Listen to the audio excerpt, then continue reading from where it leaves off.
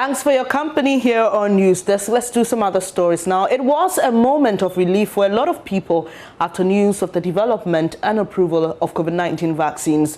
But it appears that relief is being threatened with the discovery of new variants of the coronavirus in the United Kingdom and South Africa. Well, we want to try to localize this now on News Desk. I'm sure you have a lot of questions on your mind about whether our compulsory antigen tests conducted at the airport are able to detect this new variant. We know that about 40 countries at least have banned flights from the UK and South Africa because of this new variant. And in the UK itself has tightened restrictions as a result of the spread of this new variant. We've been joined by Professor Ampofo. He is Coordinator, National Laboratory Network for COVID-19 Testing. Good morning, Prof. Thank you so much for joining the program. Can you help us?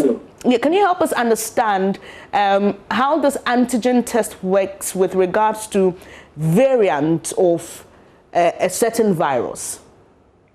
So when you say antigen test, I assume you're referring to the testing that we are doing at the airport, sir. The international airport. Yes, please. Okay, so antigen testing is based on looking for the whole antigen, okay? So I guess from the reports we've got so far from the UK and other countries, because they picked it up in other countries other than the UK, I think it's been found in Germany, also in Denmark, and a host of countries, as you said, the ban travel also restrictions for UK. I haven't seen any report that testing is not picking up these new variants. These new variants have obviously come across, been identified as a result of sequencing. Now, antigen testing looks at the whole antigen, the whole virus particle. And from what I gather, since the new variant was discovered in the UK, we're still picking up positives coming from UK and other countries. So I think the antigen testing that is in place is able to pick up the new variant as well. Over. Oh, all right, Doc. And so, I mean, persons living in Ghana should not be worried about flights coming in from the countries like UK and South Africa, right? I think that, to be direct, this is a new virus. And respiratory viruses tend to change over time. I'll give you an example, influenza. So we have a problem with influenza virus because it keeps on changing each year. So the vaccines actually change each year.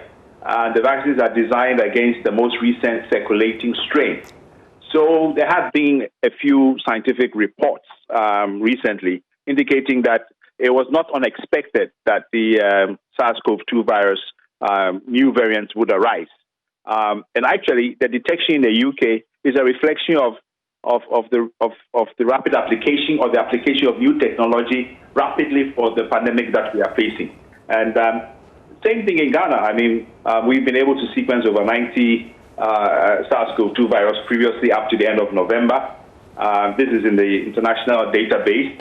And so we're looking with colleagues at the West Africa Center for Infectious Cell Biology, WAFBIC, and Noguchi. We're looking at some of the virus sequences that we've had up to November, and we've not been able to find a new variant. So I've just spoken to colleagues at KCCR, Kumasi Center for Research Tropical Medicine, and also at University of Allied Health Sciences in Ho. And all these groups are now looking at recent samples that have come into the country in December related to travel. We're going to check and see if this new variant is present. And we hope that this data should be available in a couple of weeks. All right, finally, you mentioned influenza and the fact that the vaccines had to be developed each time the virus mutated. Is that it? Is it early days yet to say that we may have to start doing that for the COVID-19 vaccine? Well, that is something that we can't rule out. And knowing the way influenza has behaved, this is a new virus, so it's only time that will tell. Probably you could even speculate that maybe the new variant is already in Ghana. We don't know, but we will continue to monitor the testing regime that we have, which using PCR, which is to look for the very RNA that makes up the virus, and we will continue to do sequencing. And when the vaccines are introduced, we will, of course, continue to monitor and see what kind of strains are circulating and how people respond with regards to immunity to the circulating strains, depending on what kind of vaccine is used. Appreciate your time here this morning.